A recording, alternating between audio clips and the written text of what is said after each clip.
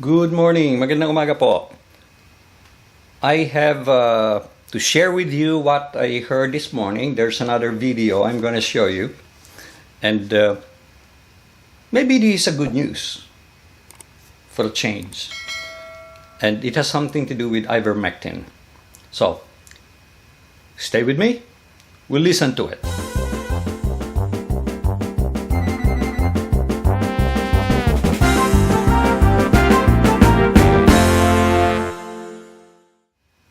Yesterday morning, a lawsuit was filed with the Supreme Court of the Philippines, and it has something to do with the distribution of ivermectin. First, let me clarify something here. I got some comments from viewers saying, "Oh, you are Dilawin. I don't even know what Dilawin means." And what I'm talking about here, what I'm posting here, has nothing to do with politics. It may sound like it's politics because the people who are getting hit are the present administration. But I don't really care whether it is Marcos, Duterte, Aquino, Trump, or whoever. I don't care. What I care about is the Philippines. Is Philippines getting hurt because of these policies? I have nothing against any party. In fact, I don't even know who the parties are. Somebody also asked me the question, who are you going to vote? And I said, I don't know, because I don't know who the candidates are. I'm not familiar with the political system in the Philippines. Here in the US, we have Republican, Democrat, and sometimes independent. That's it. Now, from what I heard or understood, there are so many different parties in the Philippines. I have no idea, and I don't know who the candidates are. I've heard the name, of course, Duterte, Pacquiao, Gwen, only because she was making a lot of noise lately. Maybe another 2 or 3, I can't even remember. And I don't know their party affiliation. So, what I'm discussing here is non-political. I'm talking about issues. And of course, if a person is involved in that issue, I'll be hitting that person. But has nothing to do with the fact that they're Dilawin or non-Dilawin or whatever. Nada. Okay? So, let's go ahead and listen to what I heard. And by the way, I will translate it for the benefit of those people who do not speak Tagalog. Okay? So, pardon the translation because I'm not an expert translator. So, it may not be as accurate or it may not be a verbatim translation. But I'll do the best I can. Let's listen to it. Unang sa lahat, yung move to file a case in the Supreme Court. First of all, kami, the reason for filing a case was discussed with him, and I don't know who he is, Defensor and Marcoleta. In the Supreme Court. Why? Because ang fear namin, papasok na yung Delta variant. They decided to file a suit All over the world. because they're worried about the entry of the Delta variant. The last discussion I had with Dr. Baron, 50% ng cases na daw, Delta variant. But I think now it is even higher. In Israel, na nagkaroon ng surge, it's now also the Delta variant. Israel, Singapore. Recently, talagang, open na. Let it be. Oh, Singapore opened up. Situation in terms of health, of course, balancing the economy. And nakita ho namin, it's about time na mag-file na talaga. And so, I think Deputy Speaker Marcoleta, for leading the case to be filed in the Supreme Court. Some countries like Singapore, I think UK, decided to open up. Distribution ng Ivermectin to allow everyone to have access. So they want everyone to have access to ivermectin. So here is Marcoleta, and let's see what he has to say. I think towards all the way to the end will be Marcoleta talking, okay?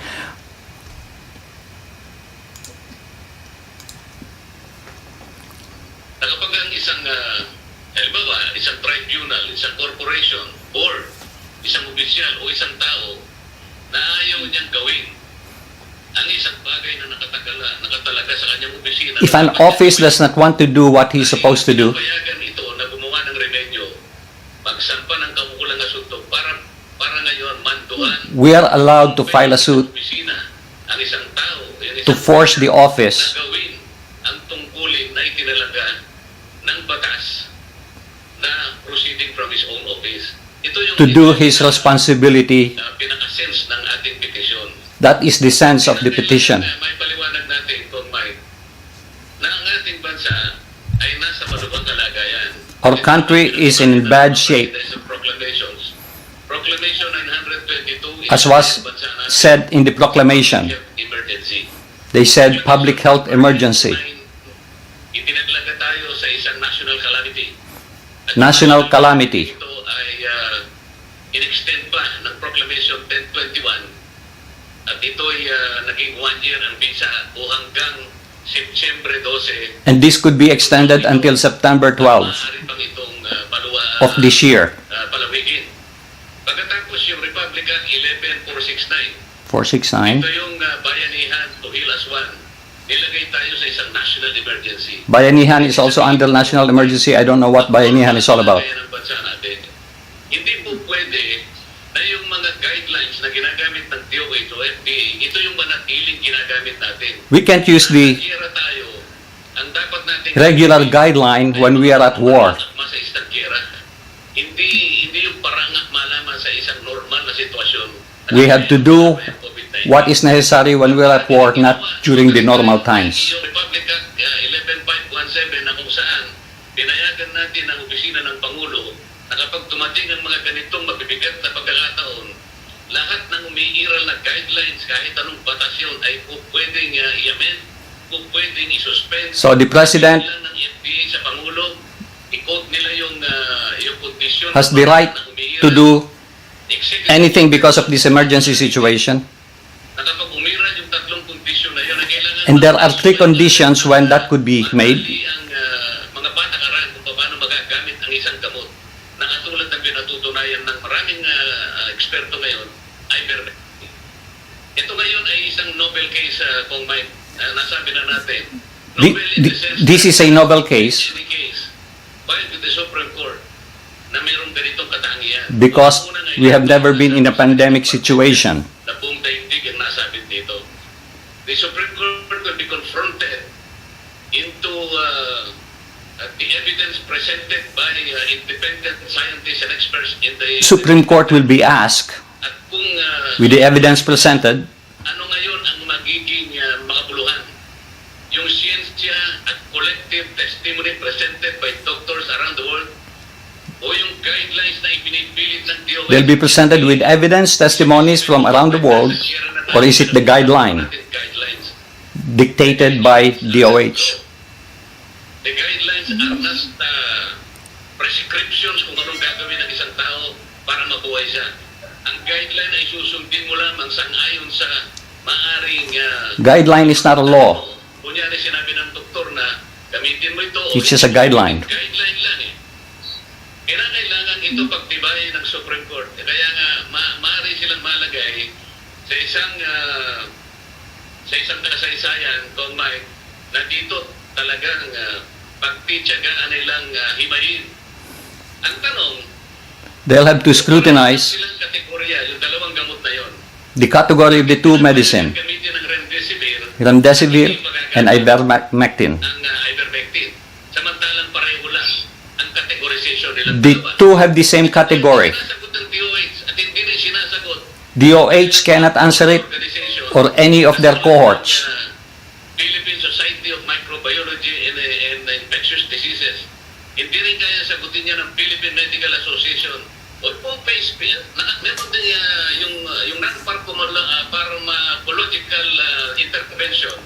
Meron pong tanong dyan.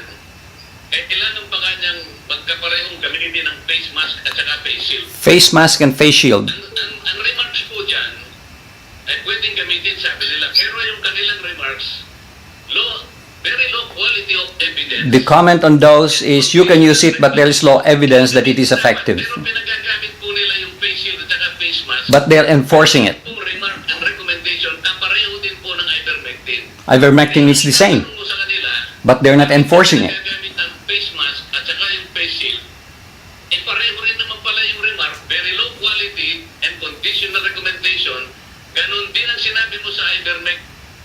Eh bakit na nga tinahin mong paggamit? It's a conditional thing. It's not an absolute thing. Ay patuloy mong pinagagamit. Ito po yung guideline nila. Yung guideline nila na wala pong basihan.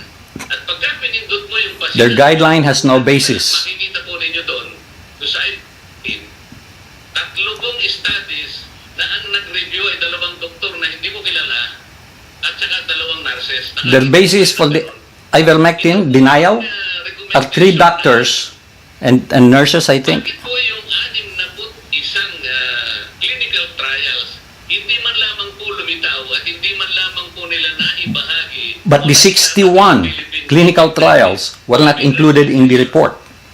Why is DOH or FDA continuously ignore the total body of evidence now existing around the world? Yun po yung tinatanong namin. Bakit kapag at nagpapatuo napakaraming doktor, bakit ayaw po rin yung kilalanin? Pero pagka merong isang doktor na nagsabi na hindi mabisa ang ivermectin, yun lamang po ang itinatala nila. Yet there are a lot of doctors who were convinced that ivermectin is effective, but they're only looking at those 3 doctors who said no. Yung testimonies po na nanggagaling sa mga bansang Amerika, Belgium, United Kingdom, Studies, testimonies from different countries napakarami. Ayaw po nilang kilalanin yun. are ignored and not recognized. Recommendation po yan. Bakit po nila sinabing living recommendation? Ito pong isyong ito ang inihahain. It's not included in their living recommendation. Bakit po ganun ang ginagawa ng FDA at ng DOH? Samantala, So why is FDA and DOH doing that? Na kinakailangan ito pong 2 lead agencies na to, sila ang mag-promote at mag-protekta sa kalusugan They have the responsibility to promote the health of the country. Na ayaw po nilang gawin. Na ito ang ipipilit natin ngayon na ipagawa sa kanila sa pamamagitan ng Korte Suprema. So this is what they want to enforce through the Supreme Court. Na ganito, at bakit diretso po namin inihahayin sa Korte Suprema sapagkat ito po ay transcendental importance. Hindi na po kailangan pumunta pa kami sa RTC o pumunta sa Court of Appeals. Kailangan direkta po. And they said, because of the national emergency or the importance of this, they do not have to go through RTC, and I don't know what RTC is, and the Department or the Court of Appeals first before going to the Supreme Court. They're going directly to the Supreme Court.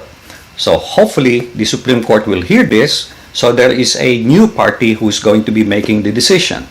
Because all along, the only party making the decision is Duque, IATF, Department of Health, FDA. Now, hopefully, the court will decide who is right, who's wrong. And this is how democracy works.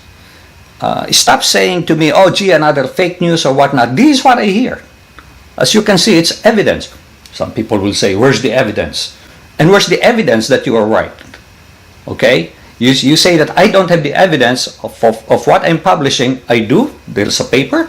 But then they said there is no evidence, and yet they're not presenting me with evidence. So please stop that. Okay? That's fake news. That is fake news. Now, I'm not saying that there is nothing wrong with the news I'm broadcasting, but at least I'm showing you where I'm getting it from.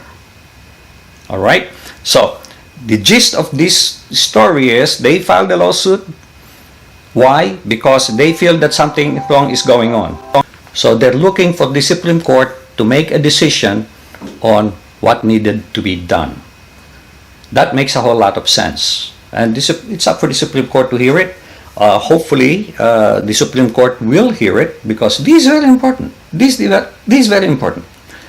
What's happening now is that the country's economy is down. By the way, some viewer said to me, oh, Danny, that is not 9.5 GDP. That's negative 9.5. And boy, I stand corrected on that. Now, when I read 9.5, actually 9.5 is not too bad. I said, oh, it's negative 9.5, which means the company is really down the drain. Down the drain.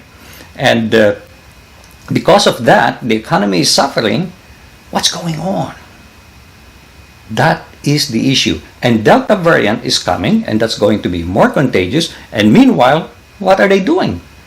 They don't want people to use Ivermectin. Instead, they want to do, they allow the remdesivir, which is very expensive, and not too many people can afford to use it.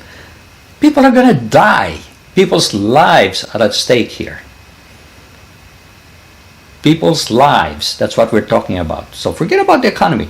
People's lives are at stake.